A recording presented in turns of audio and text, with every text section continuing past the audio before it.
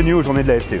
Les 13 et 14 novembre, Aneo, cabinet de conseil en organisation, s'associe à la FTE pour couvrir ces 2 journées d'échange entre les trésoriers et leur écosystème. Entre le Brexit et l'intelligence artificielle, la blockchain et les green bonds, les fintechs et le financement à l'international, les sujets sont riches et variés. Finalement, le fil rouge entre ces différentes thématiques, c'est la transformation et l'innovation, sujets qui sont au cœur des missions d'Aneo. Georges de Guimp, bonjour. Vous êtes manager chez Asana Consulting et donc vous intervenez dans une table ronde sur l'IBAM. Exactement. Alors l'IBAM, c'est un sujet dont on entend parler depuis 2009 et on ne voit pas grand-chose de concret. C'est en train de changer ? Complètement. Quand on parle de l'IBAM de 2009, on était sur une première version des échanges de messages qui détournait finalement des standards utilisés dans le cadre de la gestion des paiements pour essayer de couvrir des process comme la gestion des pouvoirs bancaires ou l'ouverture et la clôture de comptes.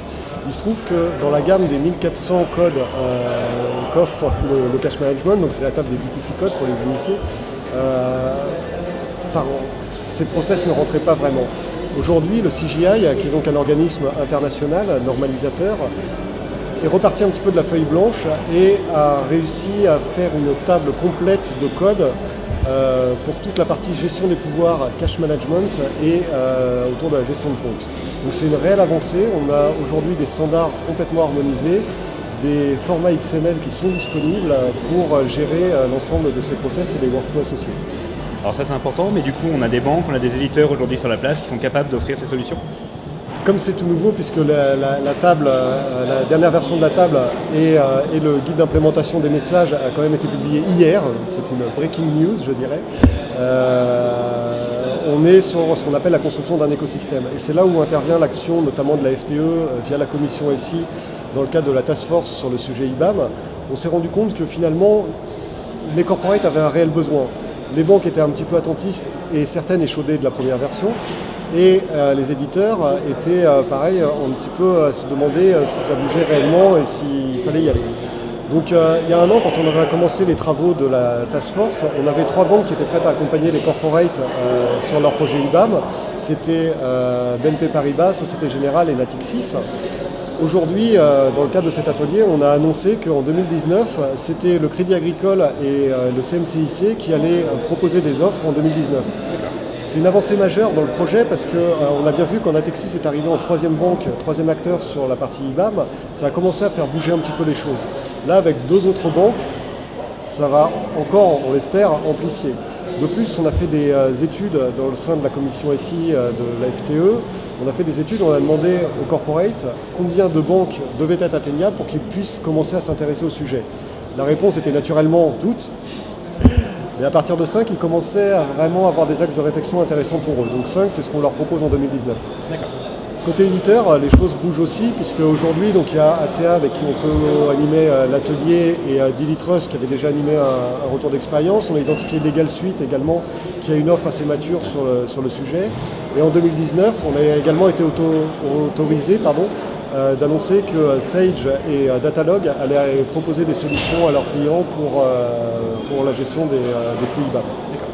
Est-ce que vous auriez un conseil pour un trésorier qui veut se lancer sur ce sujet ? J'en ai pas qu'un en fait. Dans le cadre de la mission qui nous a été confiée au sein de la commission SI, on nous a demandé de rédiger un vademecum. Donc ça s'aligne un petit peu avec les ambitions de cette commission.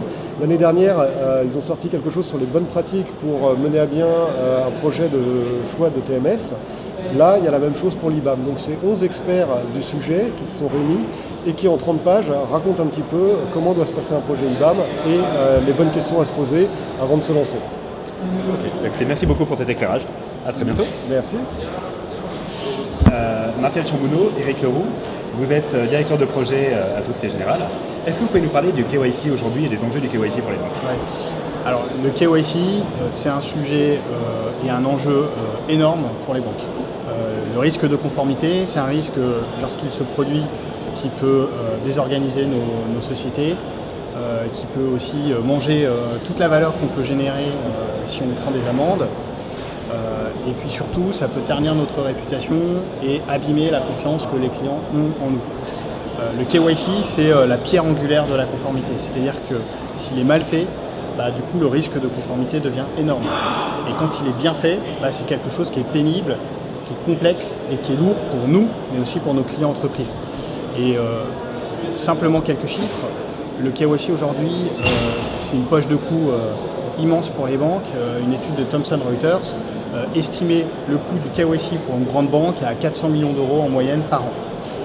Et ça prend du temps. C'est-à-dire que ça demande une trentaine de jours en moyenne, beaucoup plus sur certains clients, d'effectuer toutes ces formalités avant de pouvoir commencer à faire du business avec le client entreprise.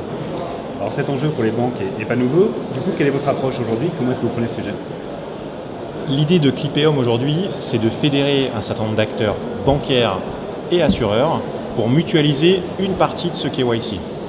Et la partie qui nous intéresse, en fait, ça va être toute la partie collection des documents. Aujourd'hui, une étude montre que 60% du temps que l'on passe sur un dossier KYC est consacré à cette collecte de documents. La démarche de Clipéum, c'est de dire banque, assureur, demain un régulateur, commissaire aux comptes, nous pouvons créer un système qui permettra aux clients de mettre une seule fois ces documents et qui bénéficiera à tout un écosystème. Alors effectivement, c'est une initiative qui est très intéressante. On sait que on est sur des processus qui sont extrêmement chronophages. Aujourd'hui, concrètement, où est-ce que vous en êtes?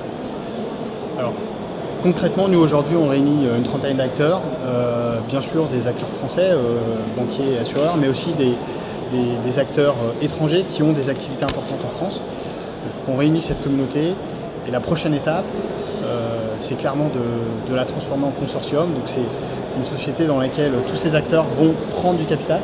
Et ça, c'est hyper important parce que c'est ce qui va faire que les banquiers et les assureurs vont être engagés dans la durée à utiliser une solution et à la promouvoir auprès de leurs clients.